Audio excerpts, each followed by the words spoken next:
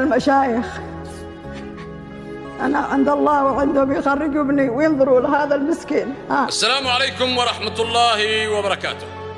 اليوم معنا قضية لا ينسكت عليها، قضيتي وقضيتك وقضية 40 مليون يمني، قضية لا ينسكت عليها، قضية شرف، قضية عرض، قضية دين، قضية أخلاق، قضية كرامة، قضية تقوى، قضية غيرة.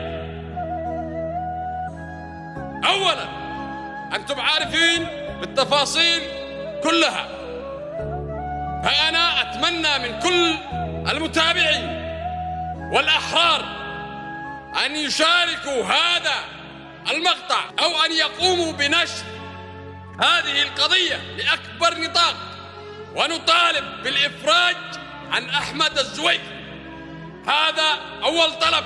وثاني طلب، نطالب من الجهات المختصة ومن الحكومة أن يتم القبض على القاضي الذي حكم على أحمد الزويكي بالإعدام.